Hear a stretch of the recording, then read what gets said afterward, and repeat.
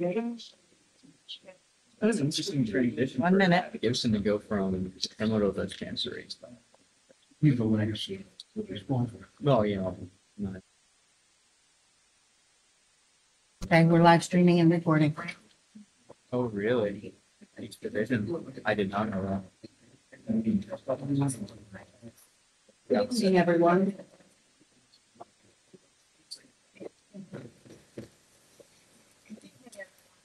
This meeting is called pursuant to the provisions of the Open Public Meetings Law. Notice of this meeting has been sent to the Cape May Star and Marine and the Atlantic City Press, posted on the bulletin board in the municipal building, and has remained continuously posted as the required notice under the statute. In addition, a copy of this notice is and has been available to the public and is on file in the office of the municipal clerk. You all rise for the flag salute and silence your phones. I pledge allegiance to the flag of America and to the republic which stands one nation under God, indivisible, with liberty and justice for all. Roll call, please. Commissioner Antonicello, Here. Deputy Mayor Dick, Yes. Mayor Sabo. Here. Also in attendance, Deputy Municipal Clerk Erin Sear, our clerk Teresa Antiano, our solicitor Frank Corrado, his associates Eric Olazama and Joe Sarah, our CFO Frank Donato, our deputy CFO Doris Hartman, our engineer Anthony Chapel. Thank you everyone for coming out. And we could start with our engineer's report. Thank you, Mayor. For the engineering report, we are submitting final reimbursement, final 20% and 25% of the grant for the municipal aid for reconstruction of Fifth Avenue. The project is complete. Transportation alternatives set aside. Well, it's a question. Did we fix that one spot on Fifth that was flooding? It is on a punch list. I talked to the CFO to try to hold the last check that already was through, but they're on a maintenance spot. So we have. Okay, they know, they're aware of it, they have a schedule, and it's going to be fixed. I don't know if they've given us a schedule, but it's on their radar. Okay, thank you. Transportation alternatives set aside grant application. I did reach out to GPI, and that's for the Park Avenue and Central Avenue pedestrian and bicycle improvements. They confirmed that on February 5th, they got comments and revised their proposals accordingly, and are now awaiting local aid and JDOT acceptance of those proposals to move forward. Reconstruction of Morrison Avenue, we are opening those bids next Tuesday, I believe. So that project hopefully awarded and reconstruction soon. 6th Avenue. We were initially going for USDA funding. Nikhil from USDA informed the borough a week ago that they are still accepting applications on a rolling basis. However, he was not committal on any grant funding. So we have pivoted and are looking at iBank. We got some good news on March 5th that the DEP confirmed that the water supply number will put us in a positive grant funding situation under the very small systems iBank funding. So we just need that water allocation permit to get updated so that we can send it. So that's less than 1,000 services, we get full reimbursement. Correct. Yeah, we don't have to pay back the water spaces. Principal forgiveness, yeah. Excellent. That's a big thing. It is. So the Myrtle Ave sanitary sewer improvements, we executed contracts back in February, and we are waiting for the TWA case manager to give us the go-ahead. He has requested additional sign-offs from CAFRA and wetlands, so we're working through some permitting situations there. 4th Avenue and West Drive pump station generators, we had surveyed both of those sites and delineated the wetlands on 4th. We got some good news from DEP and are scheduling and preparing some pre-application meetings. I don't think those DEP permits are going to be as onerous as the Myrtle Ave ones. So fingers crossed. West Cape May City and West Cape May to Cape May City pedestrian and bicycle bridge that's on First Avenue. We had surveyed that project as well and delineated those wetlands. We are scheduling and preparing our concept plans for the DEP pre-application meeting for that one as well. Yeah, and that project was talked about last night at the Cape May meeting, or 2 nights ago. And they basically echoing all the things we're talking about. Perfect, So- great. We did, Is that pre-app meeting scheduled? we have not scheduled that pre-app, you'll definitely be included. We also talked to Paul Dietrich and got a contact for the Cape May County Open Space Grant funding. You need to have an invitation to get in there, so we will call him and get that invitation in order to pitch this project a little bit. Okay, let me know when we're gonna do that, because I like to brief them well.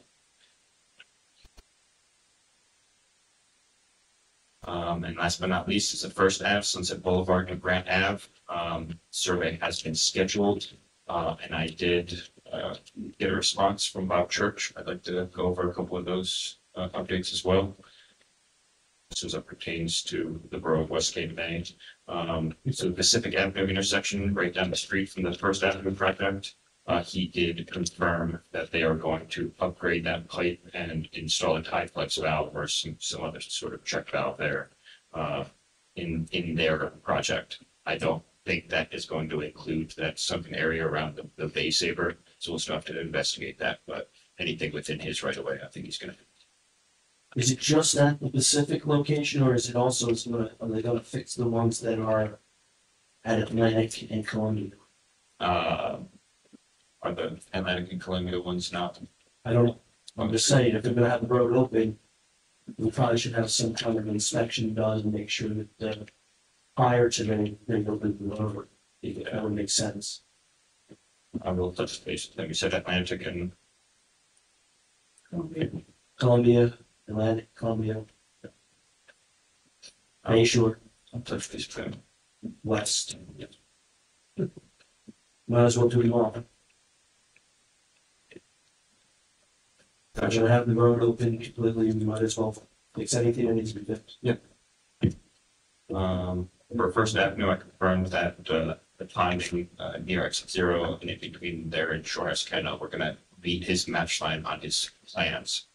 So our project won't handle that drainage.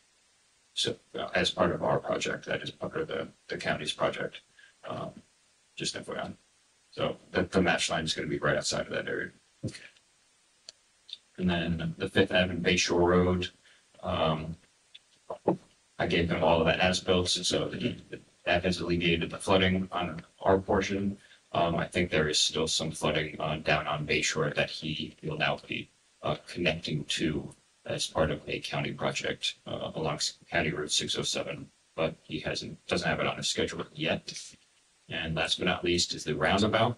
So, hold on, the Fifth and Bayshore, obviously, we did our portion. Yep.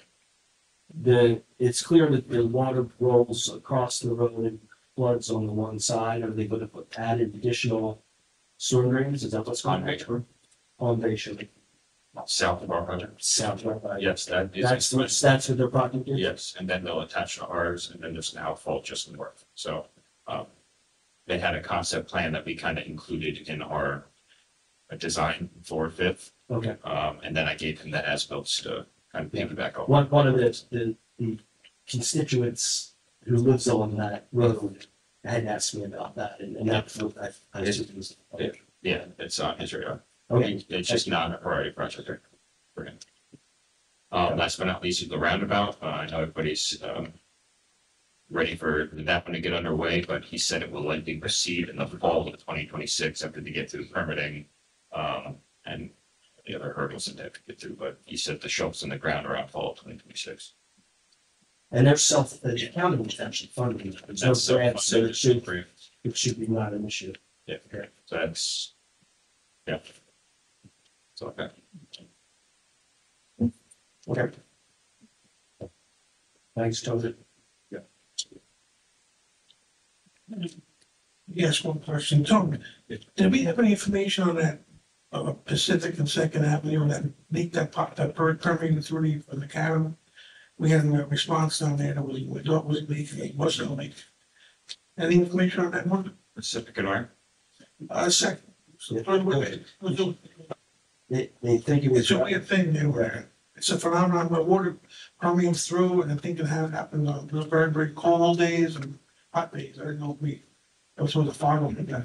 The first time here that. Yeah, we had tunneling issue. It looked like it was coming out of the water mains. They dug it up.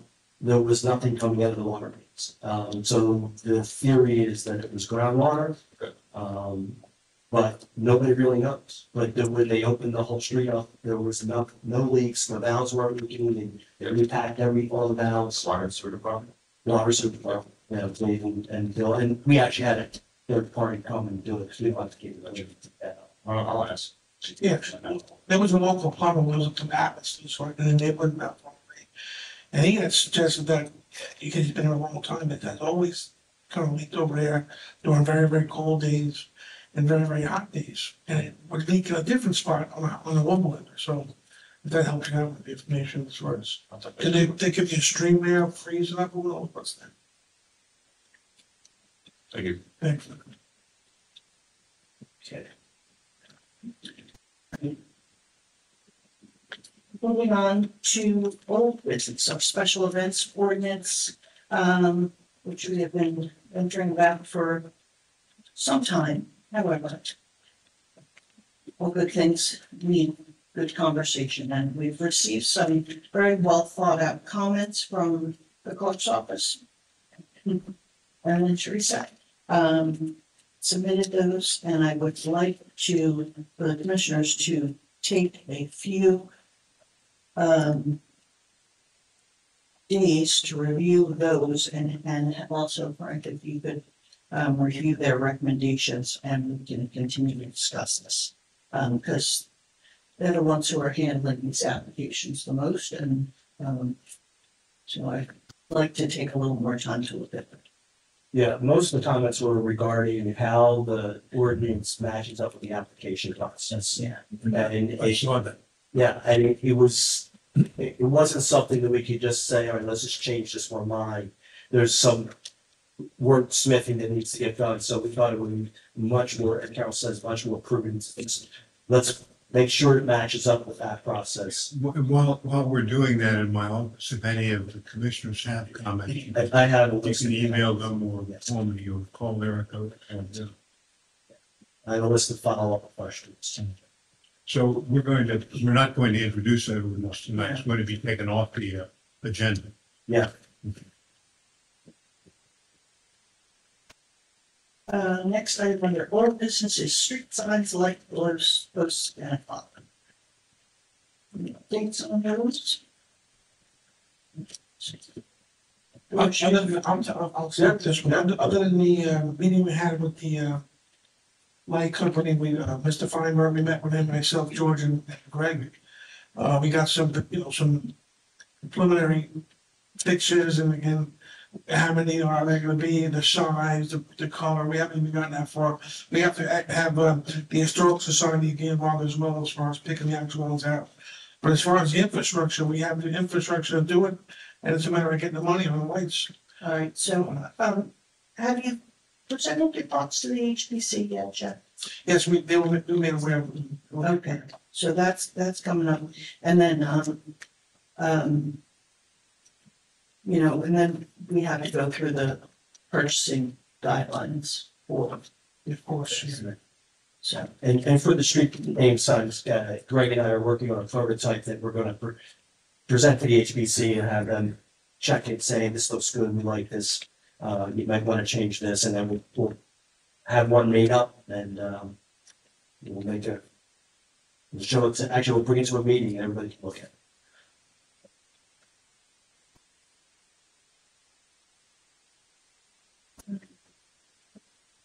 Also, I see the word clock there.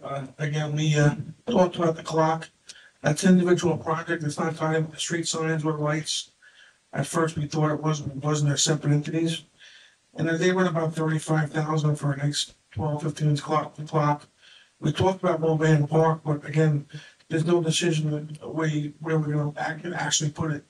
It has to be decided amongst the board, or maybe it's Mulvaney Park, Friends of Mulvaney Park, and the Tree Commission. so it doesn't, or affect the, any trees, and maybe wait until the roundabout's up too now. I'm not sure if they can go in the roundabout, I'm not sure if they can, so they might want to hold off and decide where it's gonna be.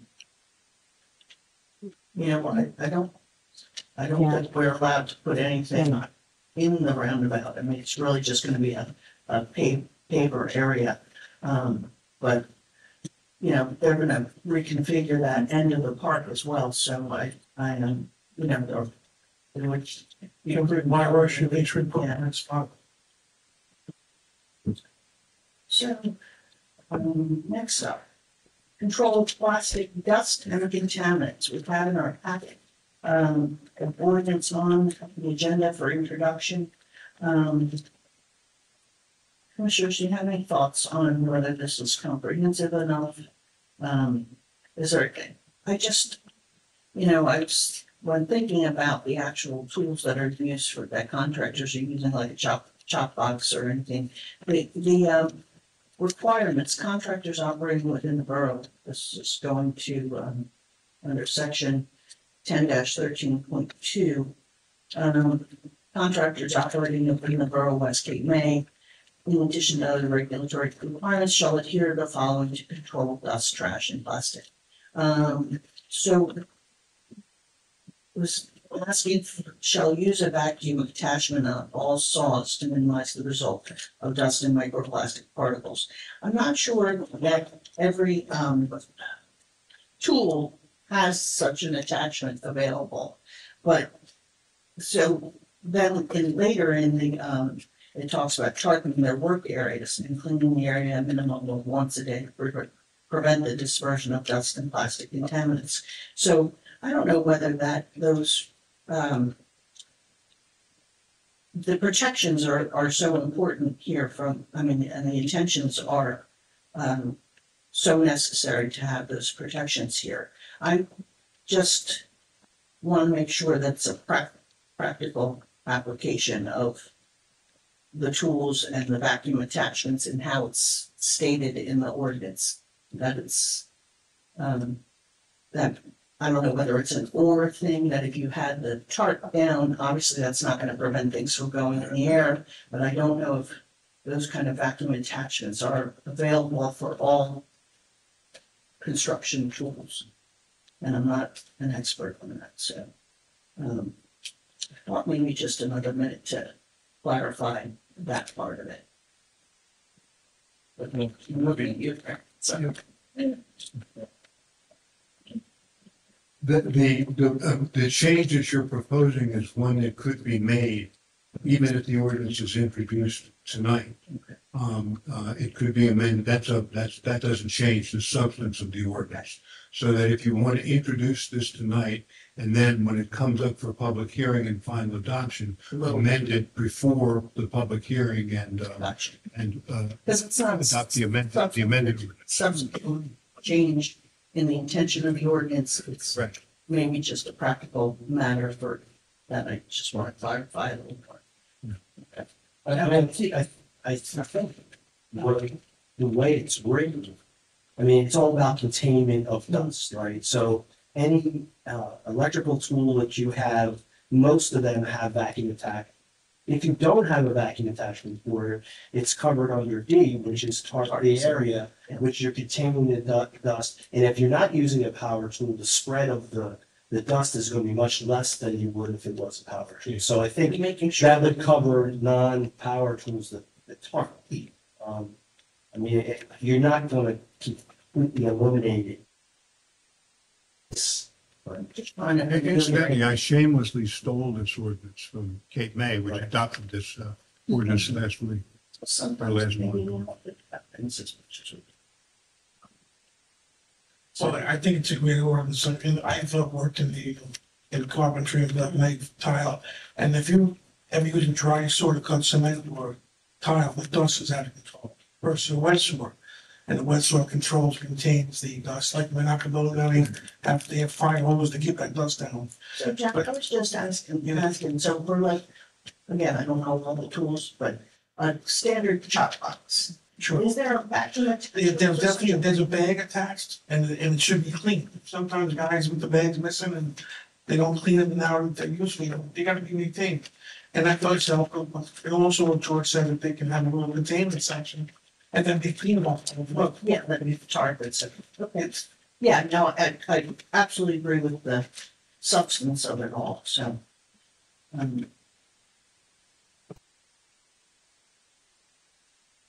Not clear. Are we introducing as if? Yes, Okay, and thank you. then we wanna amend. And do that. Okay. Well, Okay. So that'll be. Thank you. For April 9th.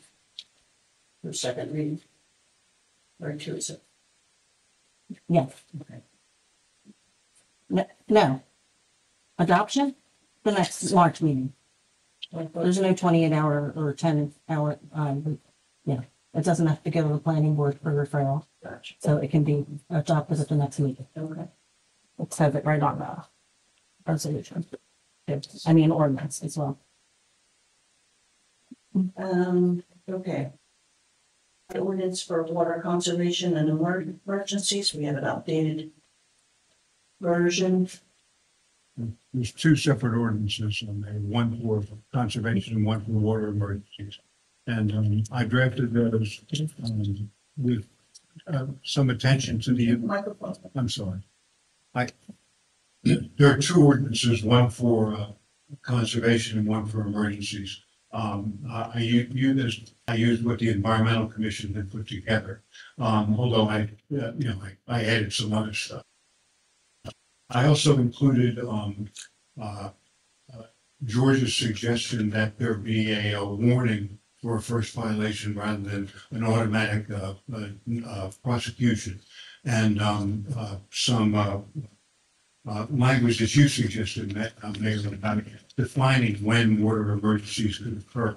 There were three, you indicated there were three circumstances where you thought they could be, and I included them in there. I also included some language based on some comments from the audience at the last meeting regarding the definition of what overwatering would be and when that would occur in an attempt to make it a little more specific. I think that was Mr. Oloko's comment at the last meeting.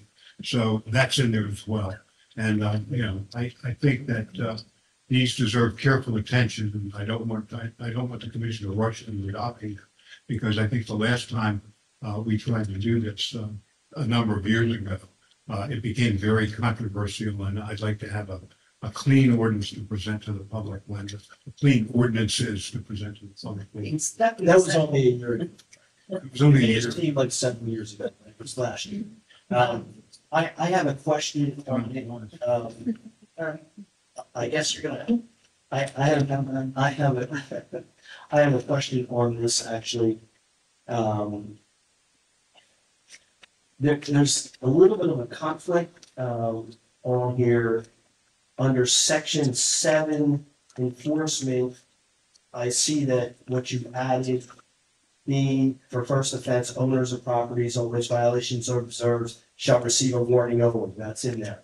However, section 8, it basically says the defendant shall be punished by a fine not less than $50 for the first offense. Oh. It should say the second offense and then the $100 for the third offense. No. No, what? Because it says, if you look at the first sentence, it says upon conviction of a violation.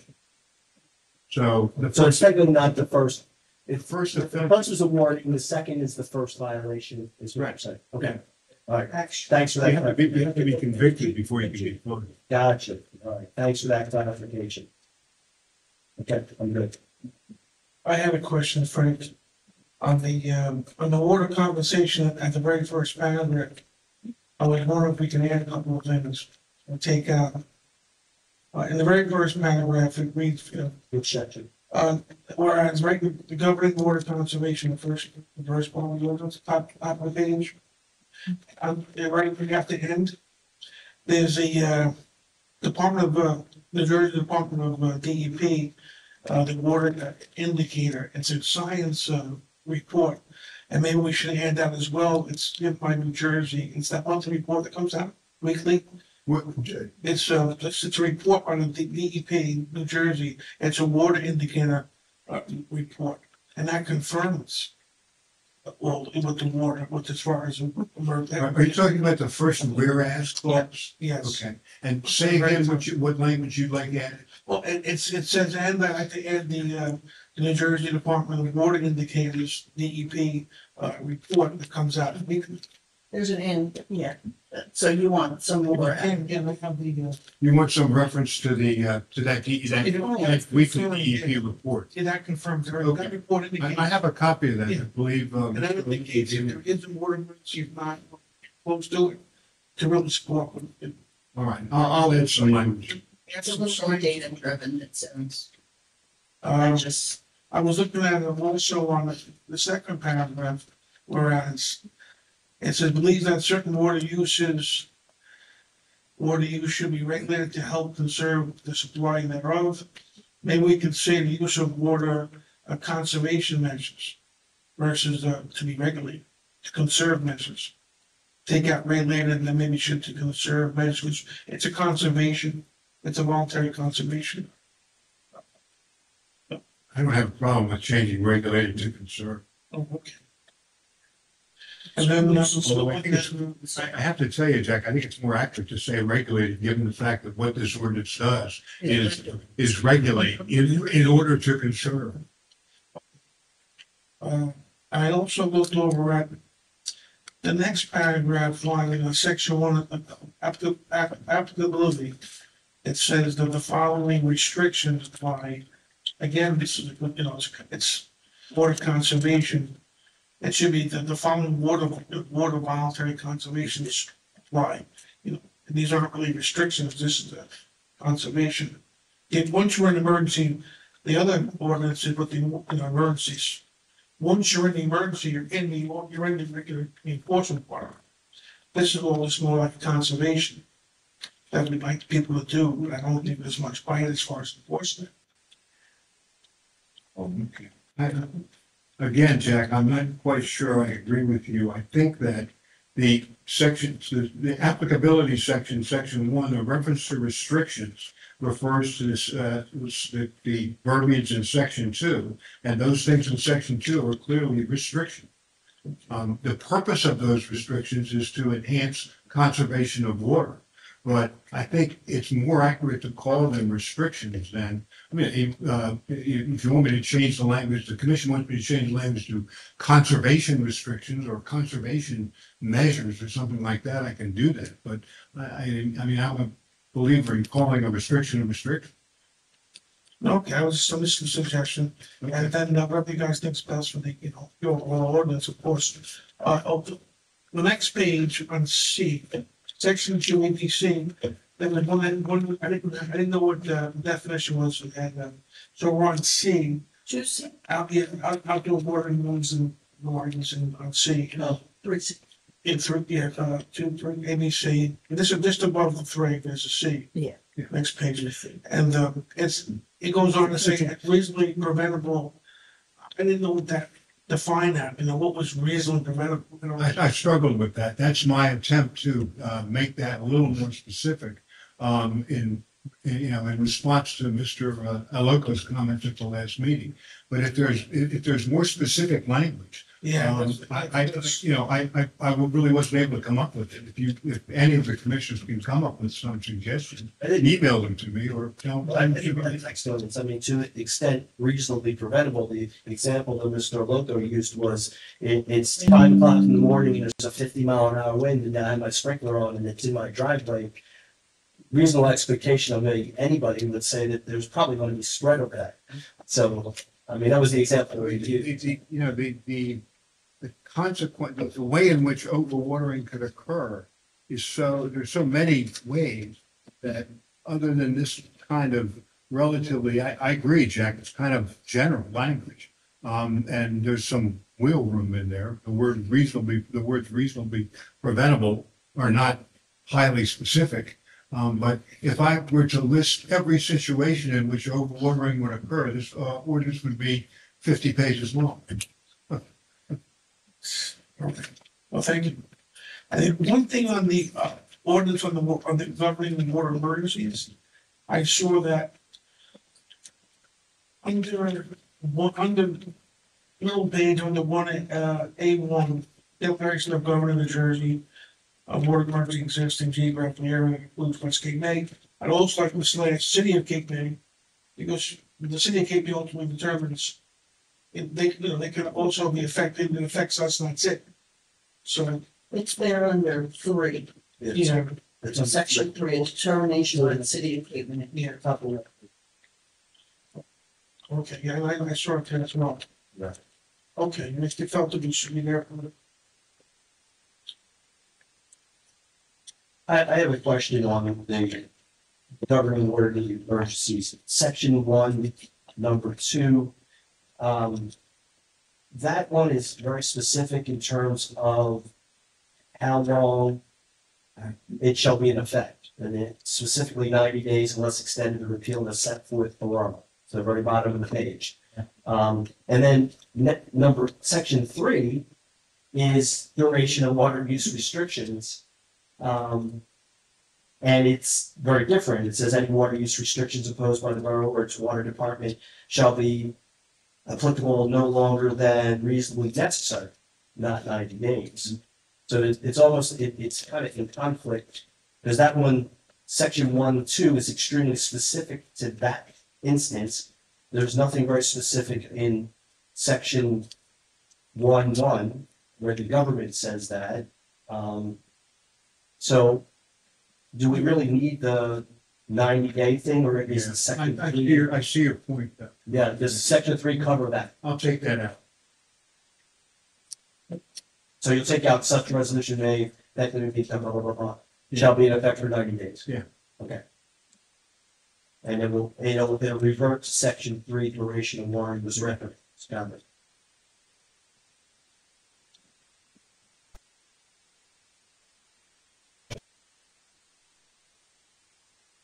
Okay. Jack, you have the next one? You guys take good notes. Anything else under old business?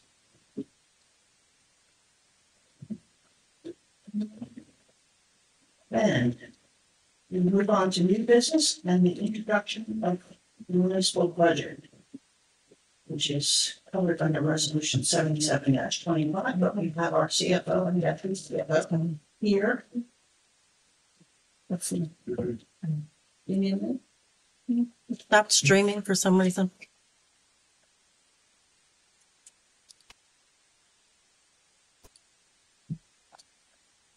I mean, it's still. Go ahead. Thank you, Mayor. Good evening, everybody, members of the public, commissioners. Tonight on your agenda is the introduction of the 2025 municipal budget, along with an associated Cat Bank ordinance. The two go hand in hand, and they do every year. First of all, I want to thank everybody for a productive workshop that we had 2 weeks ago. We thank the commissioners for their input. Even though Lauren couldn't make it here tonight, I want to publicly thank her for gathering data prior to the meeting, getting your input and your suggestions that made for an efficient meeting 2 weeks ago. The summary page of your budget, I'll read through some of the data, and there's extra copy here for the public if anybody wanted to follow along. It's the legal document. Tonight before you is a budget of $3.8 million. I'd like to hang on one of you. Okay.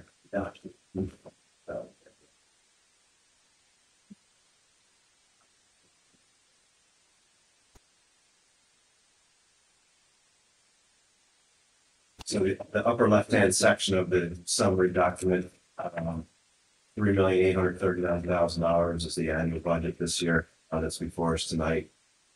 In the lower left-hand section, the good news is our fund balance increased this past year by $378,000 up to $1.5 million. $680,000 of that is being used as a revenue to balance this budget. In the upper right-hand column, it's the effect on taxation. The levy is up $29,000, but due to the fact that we have almost $7 million in increased rateables this year, we're able to keep the tax rate flat at a zero increase for this budget, which is great news. We're also using $30,000, like I said, extra fund balance fund balance went up largely, due to the fact that, associated with the land sale at the end of the year, Habitat for Humanity. And we're not using, any of that, any of those proceeds, so that will remain at fund balance, which is a nice reserve going forward. So Frank, you're not jeopardizing the financial wherewithal of the municipality at all. Correct.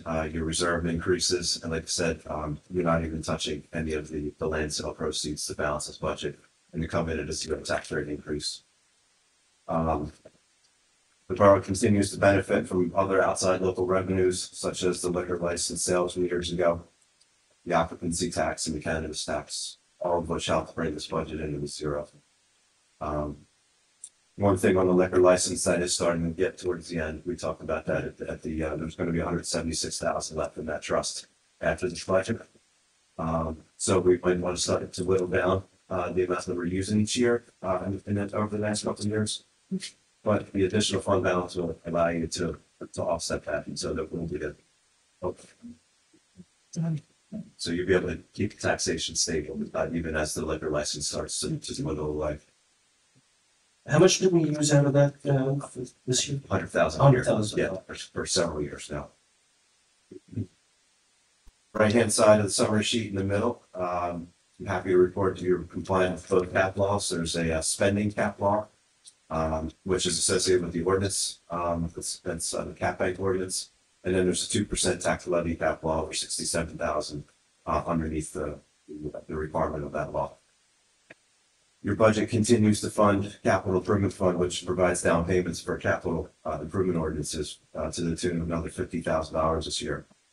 This is the third year in a row that we've been able to maintain that. And that gives you the ability to fund up to $3 million in capital improvements at any point later this year through the passage of bond ordinances. In the back of the document is also your utility budget. Happy to report we're able to balance that budget as well and provide for all the services for the utility throughout the year.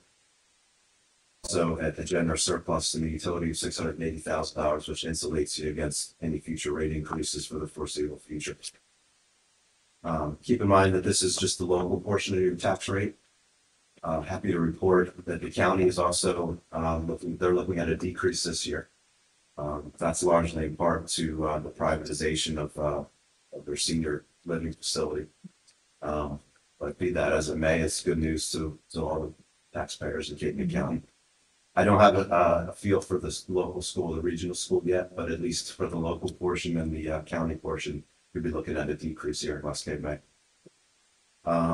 Procedurally, if adopted tonight, or if it introduced tonight, this budget will be advertised by the clerk throughout this month, and it would be come back before you for adoption on April 9th. Question on the county. Mhm. They lowered the rate, but the equalization number that we have, well, I think it was 58% for West Cape May last year, and it's 47% this year. So theoretically, our taxes are going to go up, not down, although the rate has gone down. Well, your equalization ratio went down, but your ratables went up. So what they do every year is the county, you're right, they basically restructure the pie every single year. Towns that increase in ratables could actually see an increase, depends on how you compare to other towns. So it's not necessarily that the ratio, it's what the ratables are doing from one town to the next. I don't expect that you'll see an increase here. Okay. Yeah. Thanks for the clarification. Yeah.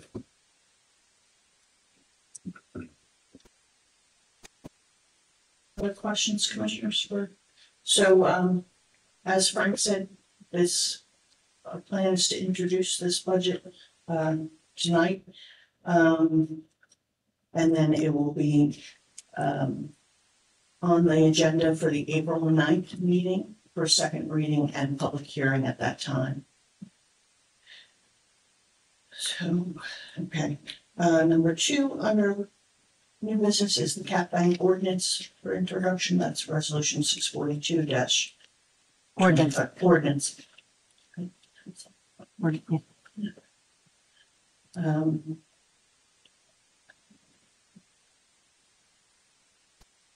Three under new business, we have a draft ordinance amendment for the annual renewal of license fee for retail cannabis establishments. This is bringing, the cannabis license fee into parity with what is charged for a liquor license, which is currently, $2,500. So, in addition to the mercantile license fee, all Class 5 retail cannabis establishments will be required to pay an annual license fee of $2,500. It's a license renewal fee. Right. Hey, Frank, on the draft ordinance on that, it says it's section, on section 2, first page, annual license renewal fee shall be due and payable on or before the date of the annual mercantile license fee must be paid. Can we change that so that it is paid in when we actually give them the resolution for approval to continue, well, not continue, but that they're still able to operate rather than having it tied to the mercantile license, because it's not a mercantile license. I don't have a problem with that, if that's what you want to do, yeah. They got a mercantile license.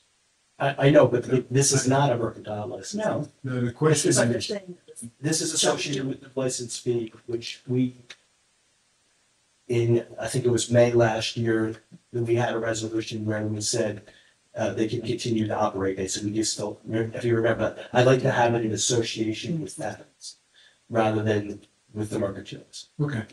If that's the commissioner's pleasure, that's the commissioner's pleasure. That makes perfect sense. So when they put in for their renewal of. Correct. And, So when they put in for the renewal for the cannabis. and the mercantile was calendar year. Correct. Yes. Yes. So Slightly different times. All right, so you want this to whatever read makes more that sense. this will be payable when the borough approves the annual renewal of of their ability to operate. Yes. Okay. That's fine with me. Yeah. Okay. It's, It looks almost the same time. They're processing it one way or the other, so When do they have to come in for? whatever their annual renewal date Is is. it fiscal? And not calendar year? I don't June? know.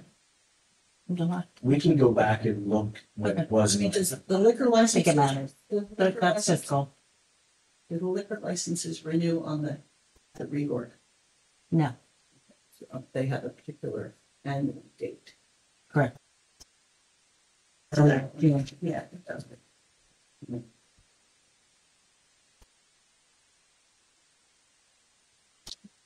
Um, 120, number 4 under new business, we have, 120 Water Orbit Inc. Frank, do you want to just update on that? Sure. As you will recall, the borough had a contract with, a water consultant, 120 Water Inc. And we believe they were not performing that contract. They took issue with that. They demanded that we pay the full amount of the third year of the contract, which was approximately $11,000. We refused to pay that.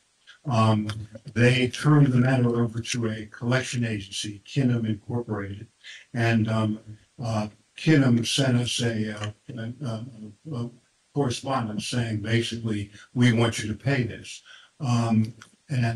We negotiated with Kinnem, and they have agreed to settle the matter for $5,000, payment of $5,000, which is more than it would, which is less than it would cost if we were to litigate the whether we or they were right about whether we owed them.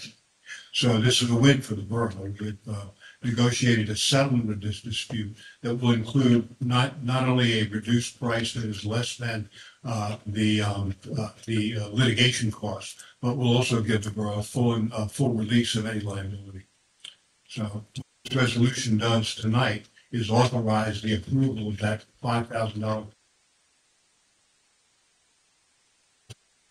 Make that payment. Thank you. All right, this, the last item on your new business is the extra duty ordinance discussion. So this is an ordinance that currently exists in the City of Cape May code, where they have codified procedures for extra duty police details. So for example, if there's, extra duty required for a festival or a run or a event on a farm or in the park or something that requires in excess of normal policing activities, then this ordinance allows for the compensation from the private person, private entity to pay for the police officers that are required for these events. So instead of the borough or the city or whoever is, in our case, the borough, hosting, having these events occur within our municipality, and incurring the cost, this allows for the cost to be recouped from the entity that's having the event. So I'd like to look this over and we'll have a draft for possible introduction at the next meeting, if that's okay. I would just have a question on it. We currently have events like runs and things like that. Let's just use run as an example. And I know from talking to the chief that we actually do charge people who would use the police for a run, for example. How is that done now if we don't have an ordinance? Is it the fact that the police force technically are Cape May police, that it comes under their ordinance? And do we even need it is the question. That's not a bad question, actually, Commissioner Dick. I was under the impression that we were doing this already. And I wasn't sure whether we actually needed to adopt the same ordinance that Cape May had adopted in order to make it, for want of a better word, official. It's almost like you could just say what they do and it's signed. I mean, because I think that's what happens now. Let me take a look at that question and I'll report back to you all about whether I think this ordinance is even necessary. This is part of this, the police contract that is expiring at the end of this year. The borough is working on Yes, it. formalizing some practice that exists. Yeah. So- So, Thanks. I mean, it might be a belt and suspenders sort of situation, but Thoughts about this, Joe? No, that's why I have one other question about the opportunity, separate than George's. Would the police have to witness the burning of the cannabis at the cannabis shop? Would that be considered an off-duty job as well, if it's once a week, once a month, or?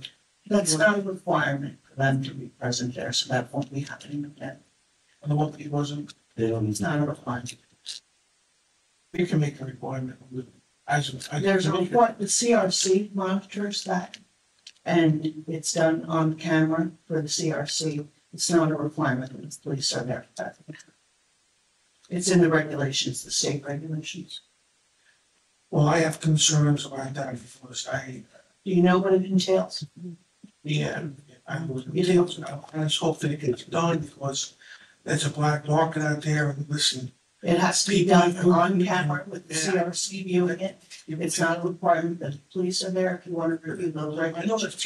it's being done throughout the state where the cops are there, whether it's voluntarily or not, but it's just nice confirmation if he's been doing it. And he has a record, it'd be nice to know that we know what this stuff went. The records are there with the CRC. On the black market, that was the whole big concern, that this stuff doesn't disappear, it's like, it's extra goods, they're not accounted for, so. So right now, they are doing it, it's told, I believe It's not gonna happen anymore. who stopped that? It's not a requirement from the police that they do it, so. But they have been doing it. It was kind of, I think something they just were interested in seeing how it's done. And Well, again, it's happened 3 times. Well, that's great. I mean, again, to me, it's nothing wrong with it. The police doing their job. Sometimes it's not a requirement, but sometimes it's just nice to. It's not a requirement to drive by and say hello to either when they drive by doing a routine, sweep the neighborhood, but you do it for the right reasons. Sometimes a little bit extra gets it further away. Okay, I mean, thank you. Is there anything else under new business?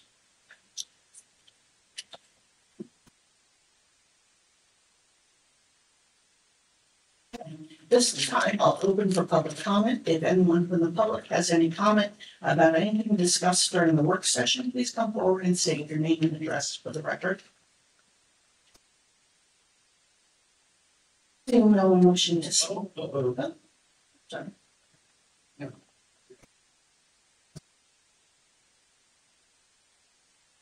Everything we discussed. During the work session, yep. Word. Yep. Just want to make sure I'm here for the right reason. Jerry Locko. You don't have to say your address. Thank you. 318 Third. Thank you. Jesus. Yeah. Thank you, George, for knowing where I live. Anyway. So I just wanted to follow up just on one part of the ordinance, it's conservation part. Just to echo Commissioner Jack, is where it says anticipated that this shortage will worsen. It may, and it may not. I think that's why it would be beneficial to include the bi-weekly report from the New Jersey Department of Environmental Protection, drinking water. So that way, you know, for the 6 regions, we're in the 17th week of a water, not emergency, but water. It's a warning, not drought. Yes, drought warning, correct. So that's good because then we have signs that will confirm whether we're in it or not. So that was one thing. The other thing, if I may ask the solicitor, is it your understanding, Mr. Corrado, that when it's an emergency, there's statute that dictates, for instance, the ability of West Cape May Water and Sewer Department, the water purveyor, the governor. But when it's water conservation measures, shouldn't it be voluntary until the emergency is declared? I think that's whether it's measure, you know, or restrictions. I agree with that, and I think it's the 2 ordinances that I drafted reflect. Okay, but can we put the word volunteer when it comes to discussing the volunteer water conservation restriction or measures? Because I think it's important that it's declared volunteer. Well, It's not. Yes, it is. that portion is not, that's, And if it isn't, please let me know what the statute is. I think you may be conflating water emergency and water conservation.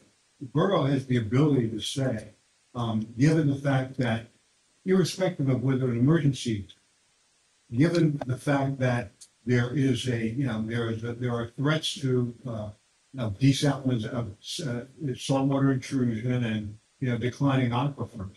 The borough has the right to impose conservation measures, and this ordinance is not, it's not voluntary. Okay, you refer to the statute too, because the reading and the research that I've done, it's just that. Which statute are you referring to? You're talking about the water emergencies. No, I'm talking about where it's the, say in this case, the West Cape May Board of Commissioners.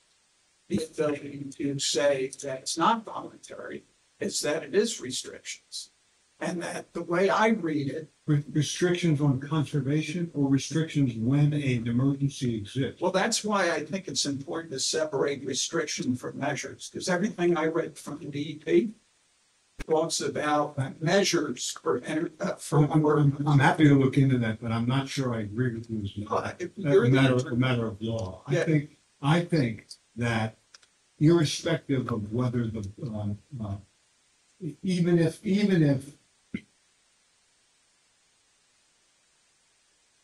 yes, that water conservation can be voluntary. A municipality has the ability to go beyond that and mandate some conservation, and that they don't have to be, they They don't necessarily have to be voluntary in a particular municipality. You know, different municipalities have different sources of water. And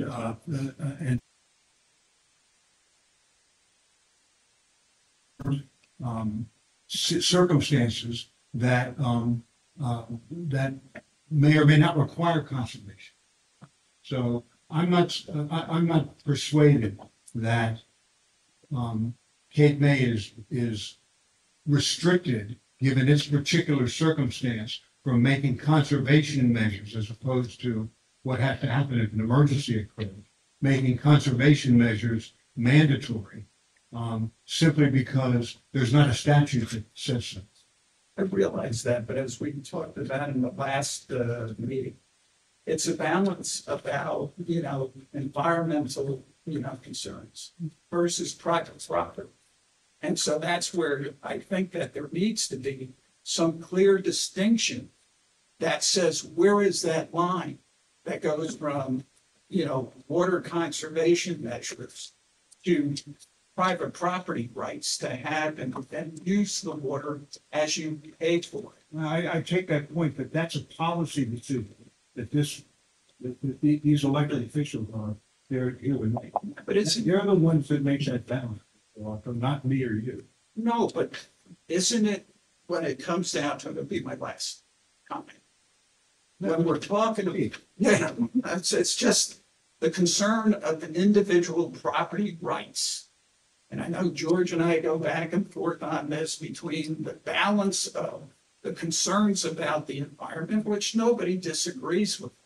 But at what point, when you're infringed on the private property rights of a fee simple absolute owner of the property, that's where I think it gets gray area. Wouldn't you agree? I couldn't agree with you more. And that's exactly why I say that's a policy to be decided. What you're really talking about here is what lawyers call the police power. The ability of an elected, a governmental body Not to mention to legislate in the best interest of the public health and welfare. That is a class policies. Okay, it's up to your elected representatives to make that, to strike that balance. Now, But wouldn't you fix that police powers versus the constitutional rights that we have? There may be a point at which the balance that is struck by the elected official, violates some constitutional property right. Okay, that's a matter for a court to decide, and there's no way that you can legislate that that you can make that policy decision in a way that doesn't essentially say that that it might cross a constitutional line.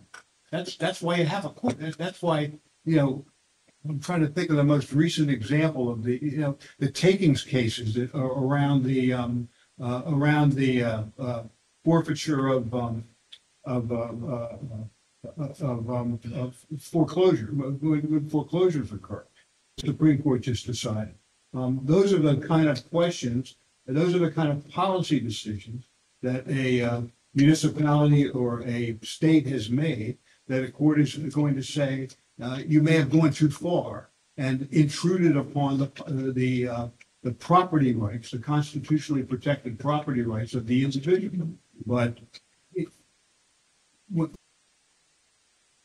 body like this one legislates and tries to strike that balance, that they're making a policy decision that may or may not go further than the Constitution allows. But what we're trying to do is prevent some of the things that have taken place in this borough over the last 2 decades, things that have decided that has cost the taxpayers quite a bit of money. I know it's impossible, as you pointed out before, that you can't have everything covered by, the ordinance. However, I wish that, it would be considered by the elected officials to make sure that they pay strict attention to the balance between water conservation and property rights. That's all I'm saying. I agree with that as a general principle. I'm just saying that when you do that kind of legislation, the striking of the balance is a policy decision, not a matter of black letter law. That's all I'm saying. Okay. Thanks for the explanation, Don. Thank you for Yeah. letting us have that. It's not even introduced yet, so. Okay. Is there anyone else from the public who would like to make comment on anything discussed during the work session? Yes. Okay. Good to see you. Good to see you, Chip.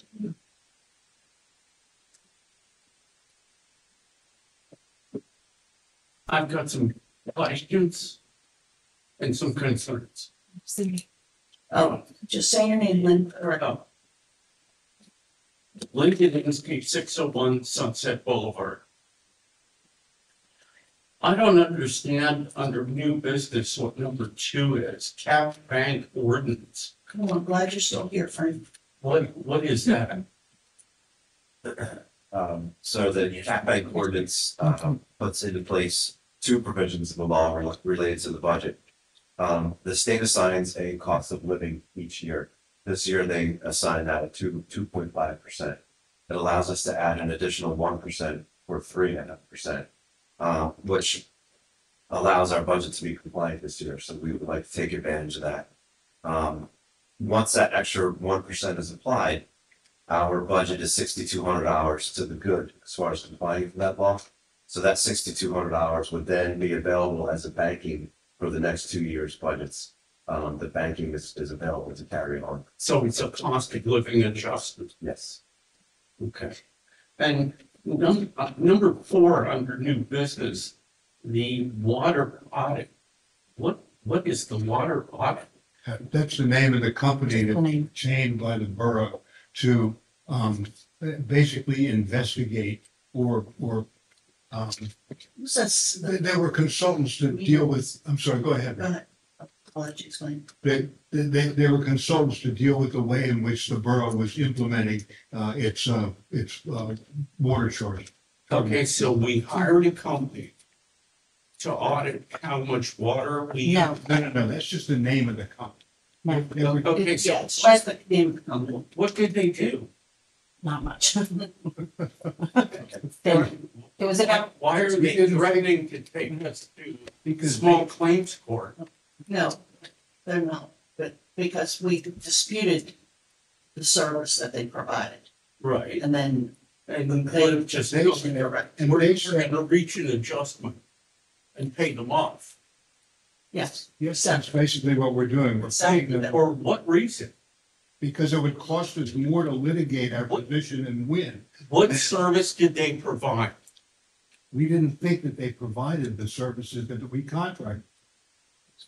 Okay, so And so you hired a firm, they didn't provide the service, but we're going to pay them anyway. Is yeah, is that it? that's basically correct, yeah. Because Can I have a company like that? if you want, sure. Yeah, I'll just bill you. I don't have to provide a service, I'm just gonna bill you. They claim that they did provide the service. And what did they provide? Whatever consulting the contract was, And you're dumb. the borough hired. The borough, Public Works Department, Oh, the council, The borough of West. the tribunal here. so you're saying this is public comment, not twisted. No, I'm trying to find out Okay. why my tax money is being spent for a service that wasn't provided. Real clear, just like Frank said, please listen, as we talked about. All this. right, George. No, Go so ahead. I'm trying to be fair here. All right. You asked the question. They billed us $10,000, they didn't do the work they were supposed to, right? And you heard that. Okay, the cost to litigate that will be more than the settlement amount. That's why we paid them. It's a real simple thing. And you would have done the same thing if you were sitting here. Wait, are you the litigator for us? Yes, So you're gonna charge us $10,000 more well, than the fee? no, that's what they want. No, That's what they I mean, want. that's why we're paying, them, right? I'm saying to you that they took the position that we breached the contract. We took the position that they breached. Okay? And the amount, listen to me, the amount in controversy was $11,000, 10-9. Okay?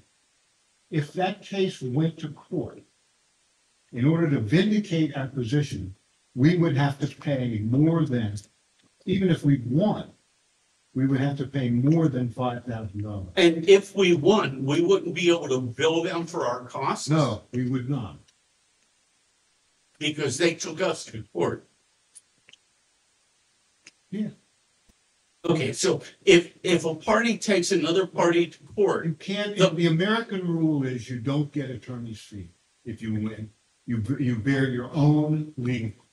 It's not the way that it is in other countries, but that's the way it is in the United States of America. who recommended this company? I think. I don't know. It's a long time ago, it was before my time. A long time ago, like 10 years ago? Lynn, would you like to come in and I'll have all the details for you? This is going on. Don't go there. Okay, well, I'm going All to right, because we're trying to answer the question, you don't want to hear what we have to say. But what you're saying is, they didn't provide the service, but we're gonna pay them anyway because we don't want to go to court. Because our attorney's gonna charge us more than we would have settled for. Sounds reasonable to me. Is that what kind of it in a nutshell? Exactly. Yeah, Thank you, Lynn. I bet Water Audit Inc. is laughing. Well, Hey, no, I think it sold the debt to a collection. I mean, this is ridiculous. All right, the last thing, all right, is the clock. All right, you want to buy a $30,000 clock? It's just a wish list. This is something we're up to beautify All right, qualification. well, At this point, there's no confirmation. Jack, sure, Jack. All right. When I was living in Maryland, they bought a clock. $30,000, 20,000, I don't know. Yeah. You know, 9-foot big clock.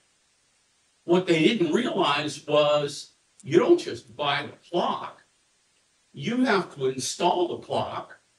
You have to have the electricity for the clock. You have to have the meter for the electricity for the clock. And what they found out was that $30,000 clock turned into a $70,000 project. All right? So don't think that we're going to buy a clock because you're not just buying a clock. You're buying all the infrastructure that goes Absolutely. with the clock. Of course. All right? They had that clock in storage for 20 years. I think it's for sale. As per eBay. They're gonna run eBay, so when they use Maryland for sale, I'm not kidding you. All right, all I'm saying, Jack, is don't think that buying the clock is the only thing. I know. And now you're talking about, you know, You're right. you know, That's actually, that's a great point, Lynn, because we were talking that, about it as well. But With that, but hitting courts and then get, I know what you're saying. you know, Understood, Lynn, thank you. one part of me is, We have and to I, compare them you know, the from clock them. is fine. I have no problem with it. Where you put it, you know, that's debatable. But in one side, you're saying, we want a clock, and we want street signs, and we want lights. Yeah. And then on the other side of the discussion, you're saying, well, you know, there's, you know, light, what is it, Dark sky. sorry? Pollution, like. Light pollution. So how can you have both? How can you say, we want to have street signs and street lights and a clock, but we don't want to have light pollution? All right, so, I mean, bring this all into balance. Right? We've been talking about that exactly, even saying how many lights and they go and is it even feasible? Well, I mean, if you're talking about putting street lights up throughout historic West Cape May, you're talking about some serious money. And So, thanks, Lynn. Those are all good points you made. I appreciate it.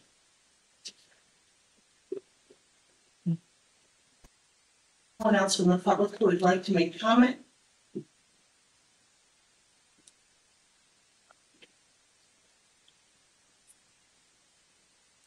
I'm Catherine 207 Stevens Street. Just a point of clarification. In Resolution 6625, which is regarding the water plant, it was a 3-year contract, and it was only the 3rd year that was in dispute. So it wasn't like we paid for nothing. Is that Yes, fair summary? yes, Thanks. thank you. Anyone else wish to make public comment on the work session? Seeing no one else wishing to speak, I'll close public comment and we will move on to the regular meeting. On the consent agenda, we have the minutes from the regular meeting and budget workshop, and also the minutes from the closed session.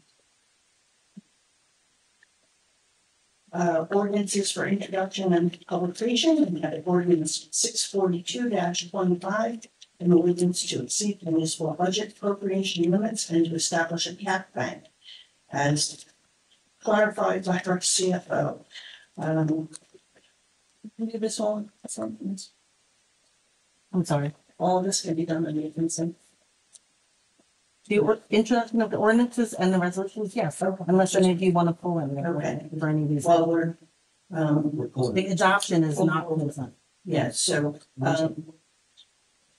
all right, so ordinance 643-25, we're gonna, pull and discuss further at the next meeting. And ordinance 644-25, amending the borough code to provide for control of plastic dust and contaminants. We're pulling the 6, I just said yeah, not the next one. 643, just 643. 643-25 is coming off of Thank you. the agenda. Resolutions, 66-25, authorizing settlement with Kim Inc. for 120 Water Audit Inc. contract dispute. Resolution 67-25, authorizing the emergency temporary budget, the operating expense of emergency temporary budget. Resolution 68-25, authorizing the water sewer emergency temporary budget. Resolution 69-25, authorizing the refund of utility overpayment for 35 Sunset Boulevard. Resolution 70-25, authorizing the application for fiscal year 2026 GCSUD grant funds. Resolution 71-25, authorizing a special event permit to G4 Productions for Jersey Shore ALS United Bike Ride. It'll be occurring on June 14th. Resolution 72-25, introducing the municipal budget for the year 2025. To our finance professionals for our work.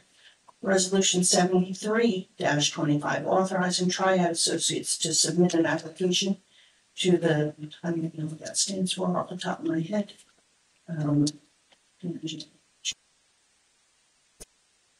Thank you. Preserve New Jersey Historic Preservation Fund for assistance from the New Jersey Historic Trust for fiscal year 2025. Resolution 74-25 to approve the payment of bills, and resolution 75-25 authorizing a closed session for this evening. The closed session is to discuss potential litigation. There's a potential of a right to farm application being filed that would involve. All right. Can I have a motion to approve the consent agenda? I'd like to be, before we vote, can I vote resolution 6625 on, we vote that separately? The authorizing settlement with the co incorporated, the water contract dispute. Which one was? The first one. 25. So can I have a motion to approve the consent agenda as amended, removing 643-25, the ordinance regarding special events, and the resolution 66-25. Those two items will be voted on separately. Can I have a motion to approve the consent agenda as amended? I'll make a motion to approve the consent agenda as amended. A second motion is amended. Roll call, please. Commissioner Antoncello, Yes. Deputy Mayor Dick, Yes. Mayor Sabo. Yes. Okay. Resolution 66-25, authorizing the settlement with 121. I'll make a motion to approve 6625. I'll second that. Can I have a roll call, please? Commissioner Antonicello, No, Deputy Mayor Dick, Yes. Mayor Sabo. Yes. Okay. On consent agenda, we have an ordinance for second reading and public hearing tonight. That is ordinance 641-24. This is amending the Borough Code to provide standards for water service line replacement in the event of demolition. At this time, I will open for public portion. If anyone from the public has any comment on this ordinance, please come forward and state your name for the record.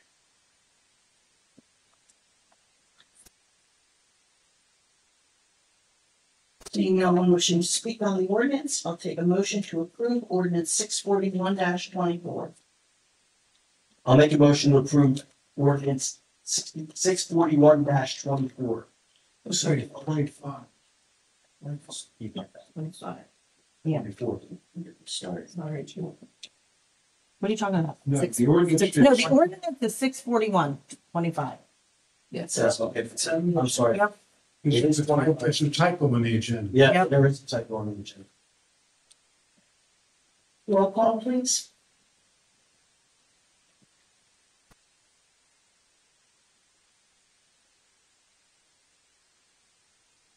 Commissioner Antonicello, Yes, on ordinance 641-25. Deputy Mayor Dick, Yes. Mayor Sabo. Yes. And your commissioners' reports, please.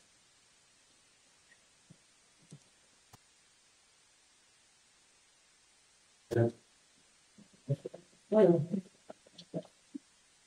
the police started monthly report for 2.25 came in. There were 247 calls total for the month of February. 0 arrests with 27 motor vehicle stops, 2 summonses issued, and 30 traffic enforcement radar. Also 70 administrative duty calls and 86 property checks. Nothing too bad with the major. Safe city to live in, thank God. The fire department, we have a volunteer fire department as well, so they had 8 calls in West Cape May, but they also responded to mutual agreement with the city of Cape May, there was 6 calls. Lower Township had a call, and Cape May Point had no calls. There were, I think 15 calls for the total. For police and fire, no reports with the courts. And a few weeks ago, there was a meeting, someone came here about the coyote observation, so I'm not sure if anybody, it's funny, I've seen the coyote twice since then, I'm not sure if anybody has, but he seems to be, there is coyotes running around the city on the island, and they seem to be pretty friendly. And he had said, if you make any noises or abrupt noises, he's out of here, so just wanted to make mention of that. Thank you. Couple of things. First, I was at the Shade Tree meeting yesterday, Shade Tree Commission, and one thing that they are working on is working on the RFP, which just was submitted, request for quote for taking care of the street trees in the Stark District. So that means raising the canopy so that people can walk under it to a standard height. So I think 3 people we've been out to, we're waiting for the response back, and that'll get taken care of as soon as we get the contractor to do it. Second thing, an update on Higby. We had asked for the project manager from the DEP for an update. They're proceeding as expected. They have not really had much of a delay. They are where they thought they would be. The 2 things that are important to us, there will be a moratorium on trucking from Memorial to Labor Day to a limit of 5 trucks per day, just like last summer. The number of trucks that they will need prior to that is much less than last year when we had up to almost 200 trucks a day. So that's a good thing. I know that since I live on Broadway, I do see the trucks. And there's some, but not nearly as many as there were last year. So they are still anticipating they should be done by the end of 2026 for the project. Which is important because they cannot start the Sunset Boulevard project until that's completed.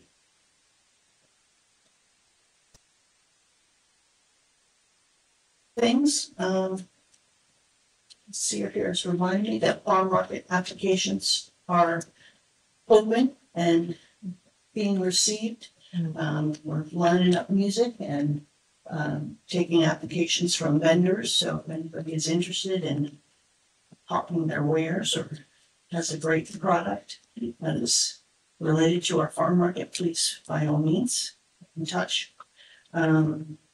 And the other thing that the grant application for the New Jersey Historic Preservation Fund is something that the HBC is looking for in order to do some more surveys on historic properties. And we had talked about expanding our historic district and how the definition of historic in this town has changed because suddenly we find ourselves in 2025 and it's not 1980 anymore.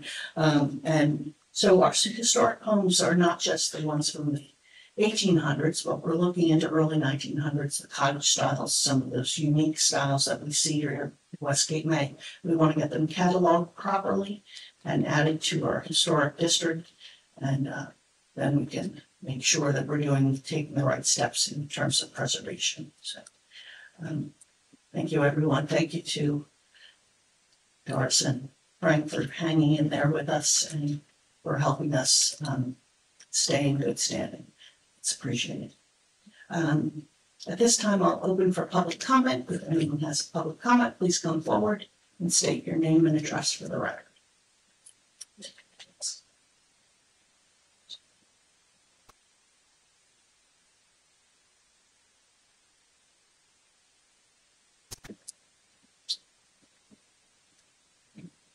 Susan Hoffman, 408 4th Avenue.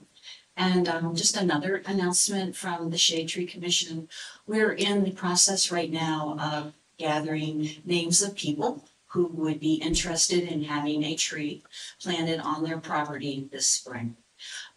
These trees would be, they're funded through the proceeds from the Farmers Market and from the Lima Bean Festival and the Tomato Festival. And they would be professionally planted on homeowners' properties. They'd be between the size of 1.5 to 2 inches in diameter. And the species that we're looking at would be red buds, red cedars, red maples, sycamores, whatever we can really get our hands on from the nurseries. So if you're interested in having one planted, there's a flyer out in the hallway. We need your information by March 31st, and we'll do the planting in April and May. Awesome. Thank you. You're welcome. Is there anyone else from the public who would like to make comment?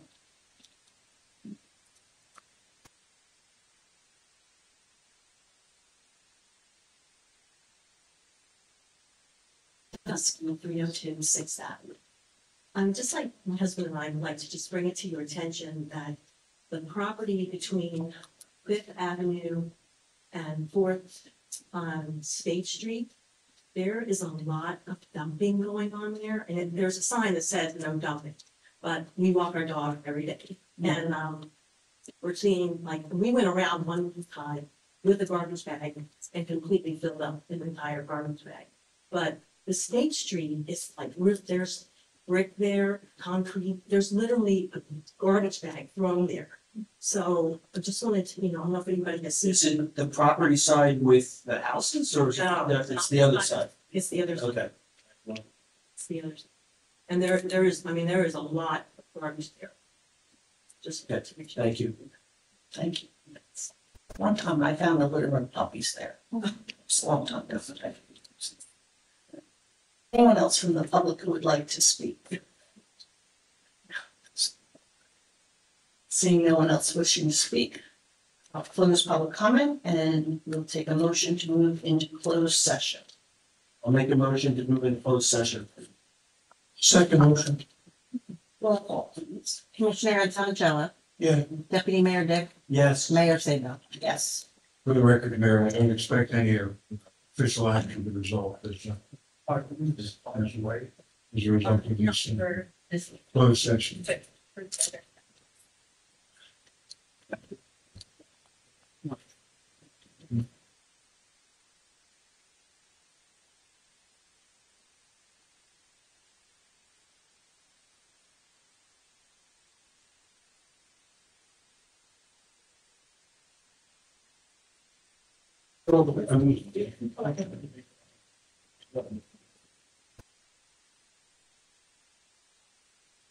You know,